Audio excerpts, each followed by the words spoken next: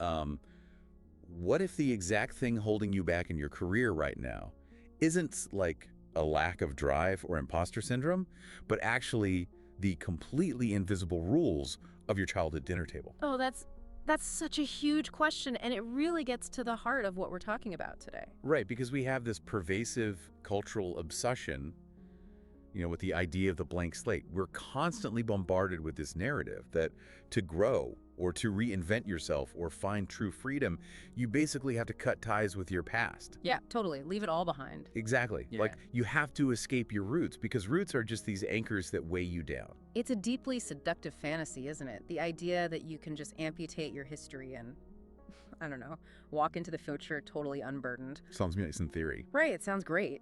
But when you actually examine how human perception functions on a biological and cognitive level, that entire narrative just collapses. I mean, roots are not chains. They're not. No, they function much more like compasses. They don't hold you in place. They actively orient how you navigate the present moment. Well, welcome to today's deep dive, everyone. We are really getting into it today, pulling from just a fascinating mix of Gestalt psychology, cognitive science, and a lot of our own personal and clinical observations. Yeah, it's a rich topic. It really is. And our mission here is to completely upend this idea of breaking free.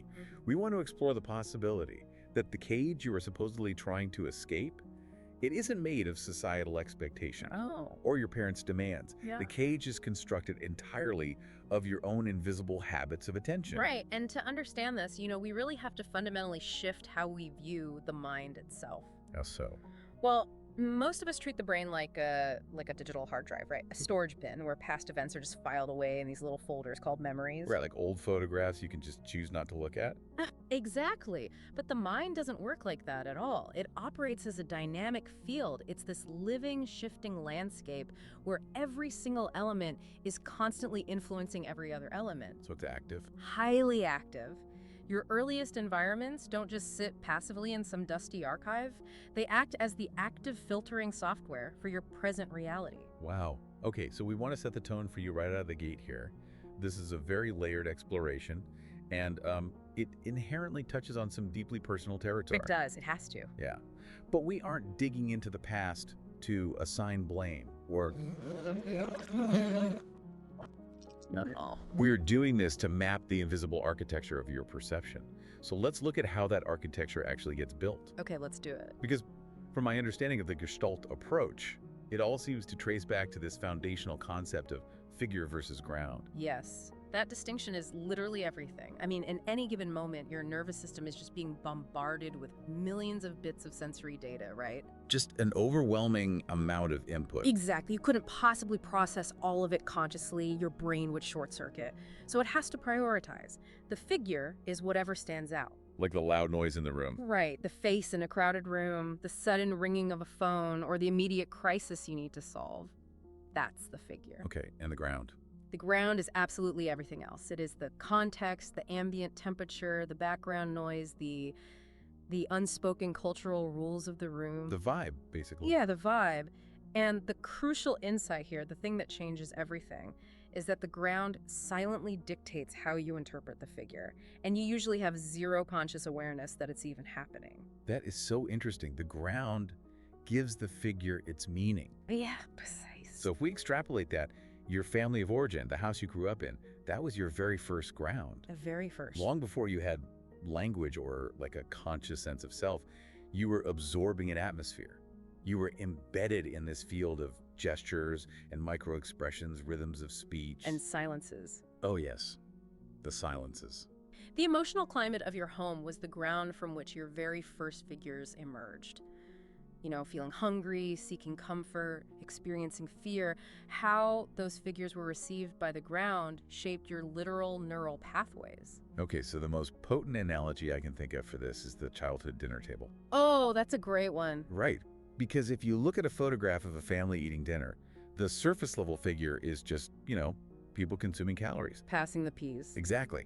But beneath that, there is this hyper-complex, completely invisible grammar running the entire scene. Yep. Like, who speaks first? Are disagreements allowed, or is debate treated as a threat? Right.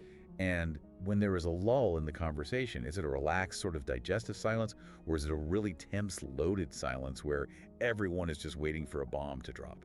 And that unspoken grammar, it trained your nervous system. It created the baseline algorithm for what your brain highlights today and what it actively suppresses. Give me an example of how that works biologically. Okay, think about the biological feedback loop. If a child expresses sudden vulnerability, say, they start crying over a dropped toy. Right?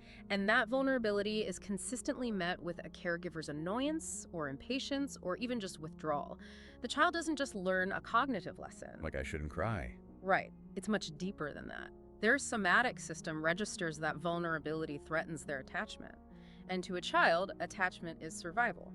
Oh, wow. So it's life or death to the nervous system. Exactly. Therefore, vulnerability is violently forced into the background. It is designated as unsafe data, and it becomes this unseen force dictating what that person instinctively flees from decades later. Okay, let me push back on the utility of this framework for a second, though. Sure, go for it. If the family acts as this overarching, like all-powerful ground, and it hardwires our algorithms that permanently, how do you account for siblings? Ah, the sibling paradox. Right, because you can have two kids grow up at that exact same dinner table, Yeah. exposed to the exact same parents, the exact same financial or emotional stressors, and yet they emerge with wildly contradictory realities. You absolutely do. One sibling claims the house was a terrifying war zone, while the other insists, no, we had a perfectly mundane, safe childhood. Doesn't that suggest the ground is actually just subjective rather than some deep structural force? It's a great question, but what it actually suggests is that the ground is a shared landscape, but perception is an active process of carving. Process of carving, what do you mean? Well, neither sibling is lying and neither is misremembering. The flaw is in our assumption that sharing a physical space means sharing a perceptual field.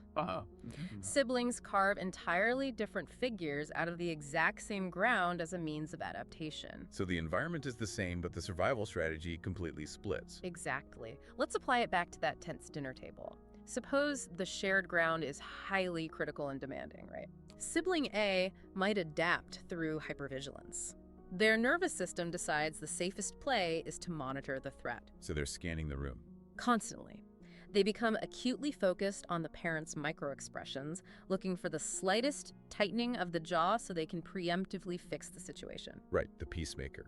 Right. So for sibling A, the primary figure is imminent criticism. Okay, and what about sibling B? Sibling B, sitting literally 2 feet away, might adapt through dissociation. Their nervous system decides the safest play is invisibility. Just disappear. Yeah. Tune out the tension, stare at the pattern on the plate, retreat entirely into their imagination.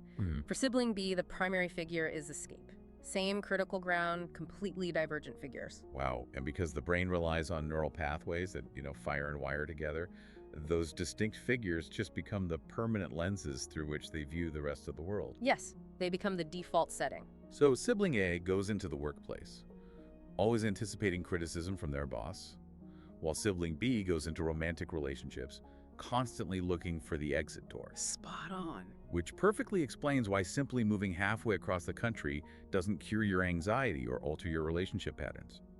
We equate geographical distance with psychological freedom. We do, all the time. But you didn't leave the house. You packed up the floor plan and you took it with you. You took the floor plan. I love that phrasing. In Gestalt terms, this translates to the concept of isomorphism. Isomorphism. Yeah, and it isn't just a metaphor. It describes a deep structural match between the external field you grew up in and the internal architecture of your psyche. So the outside becomes the inside. Literally. The way your caregivers organized physical and emotional space becomes the exact blueprint for how you organize your inner world. So if your childhood home was an environment where expressing anger was dangerous, maybe it provoked retaliation, or maybe it caused a fragile parent to just collapse emotionally. Right, a very common scenario. You don't just learn to hide your anger from your parents. You actually build an internal wall to hide your anger from yourself. Exactly. The psyche banishes the emotion just to maintain homeostasis.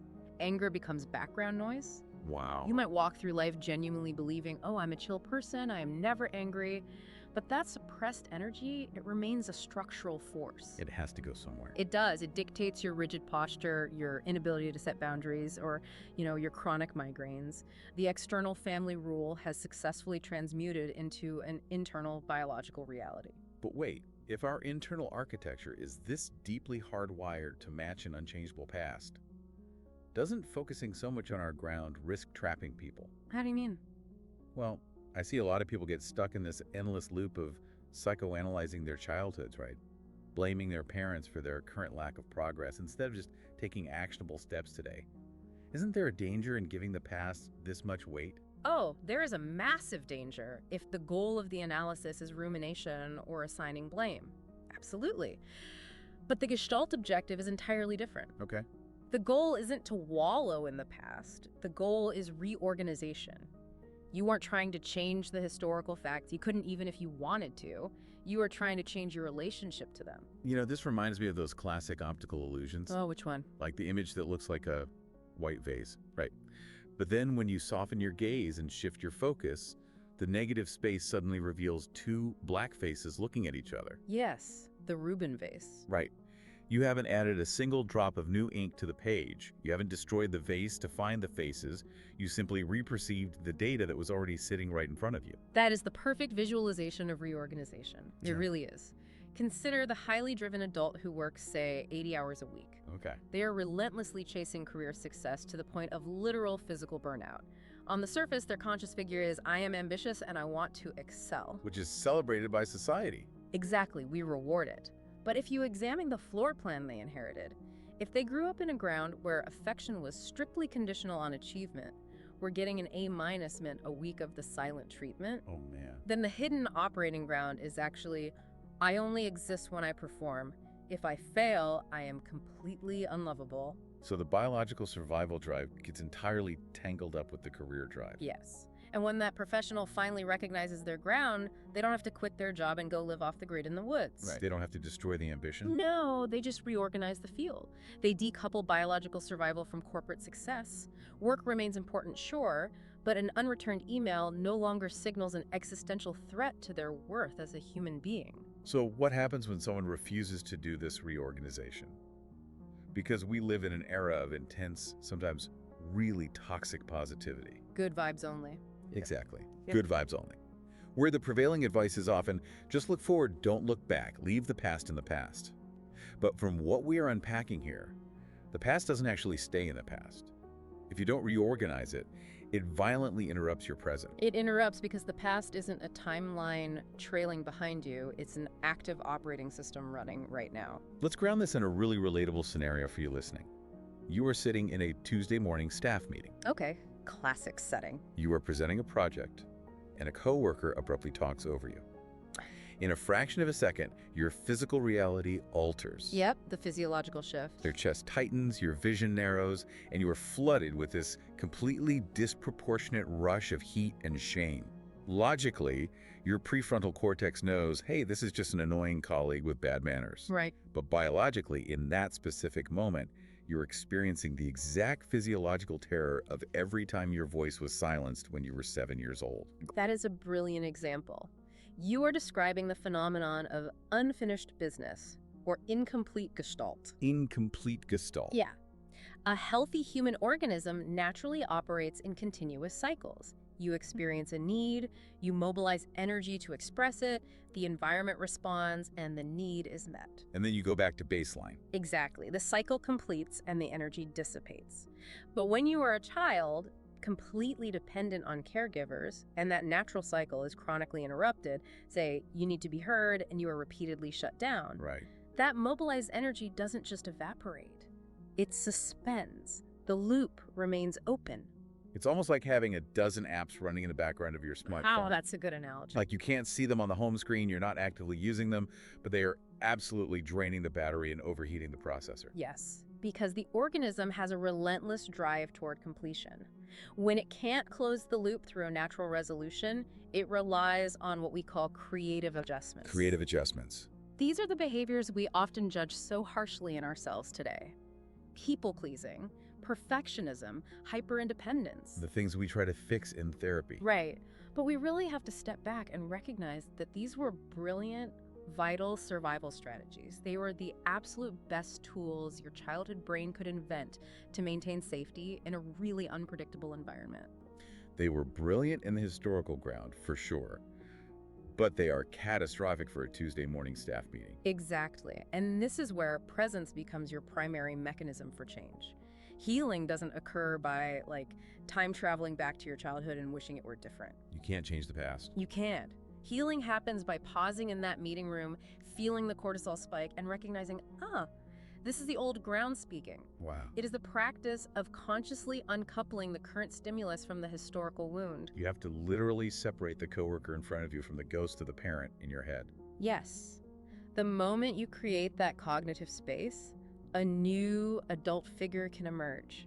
You can regulate your breath, look at the coworker, and state clearly, I wasn't finished speaking. You close the loop. You complete the cycle in the present moment, using the agency you simply didn't possess as a child. That is how you close the open app.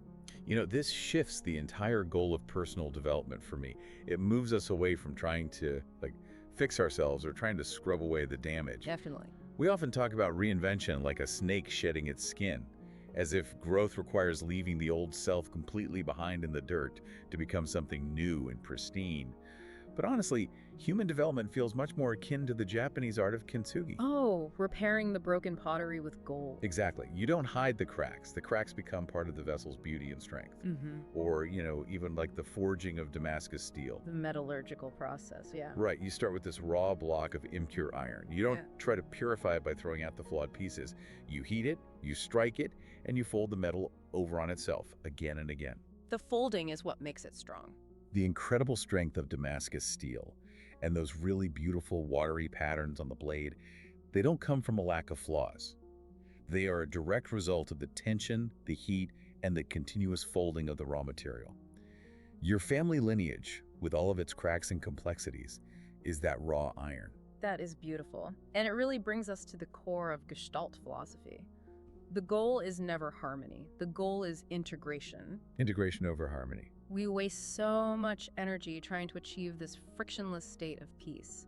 But integration means bringing every fragment of your field, the profound gifts, the painful limitations, the total contradictions into conscious relationship. Because we tend to read our history as a ledger of debts, don't we? We just tally up what we weren't given. We do. But if you look closely at the folding of that steel, as you put it, you start to see the hidden adaptations that were wrapped tightly inside the deprivations. Give me an example of that. Well, a parent who is emotionally vacant and fiercely critical may have inadvertently handed you the gift of an unbreakable, self-reliant drive. Or a home that was completely erratic and chaotic trained your nervous system to be hyper-aware, which might be the exact mechanism that makes you so deeply intuitive and empathetic as a leader today. You don't have to excuse the chaos to integrate the intuition. Exactly. You hold both. And it changes how we view the people who raised us, too. It requires stepping back and realizing our families didn't fail us in a vacuum. They were in their own ground. They were actively adapting to the historical fields that they inherited. They were shaped by economic depressions, by migrations, by cultural silences that were simply too dangerous to articulate at the time. So they passed it down. They passed down their unfinished business because they lacked the psychological tools or the societal safety to reorganize it themselves. Our task is not to condemn them, nor is it to fix them. Our task is to clearly witness the field we inherited so we don't blindly pass it on to the next generation. Witnessing instead of fixing is just another form of reorganization. It actually reminds me of the architectural concept of a palimpsest. A palimpsest, remind me what that is. So in antiquity, parchment was super expensive, right? So scribes would take an old manuscript, scrape away the ink, and write a completely new text over it. Oh, right. But over time, the ghostly imprint of the original words would slowly bleed through. You don't read the new text in isolation. The faint shadow of the old text underneath is exactly what gives the document its historical depth and texture. We're all palimpsests. We really are. The original script of our childhood is never truly erased, but it doesn't have to dictate the story you are currently writing.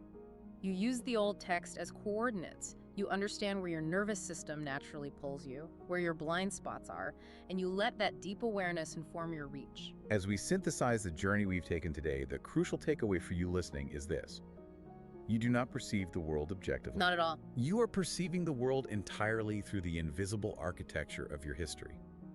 The habits of attention you forged as a survival mechanism at your childhood dinner table are the exact same habits mediating your romantic relationships, your career ambitions, and your deep sense of self-worth today.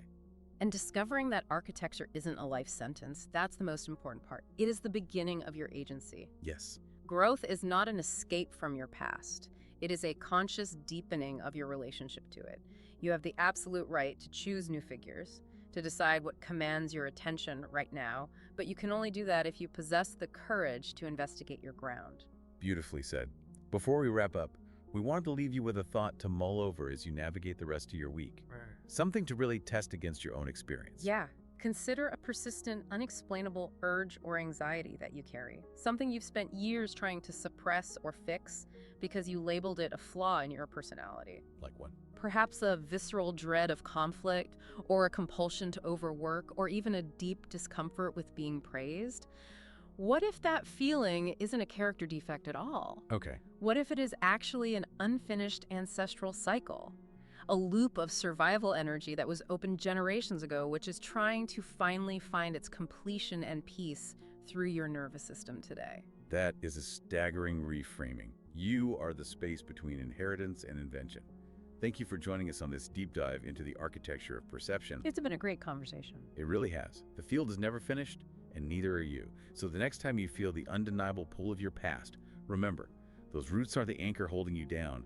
They are the compass pointing you toward the light. We'll catch you next time.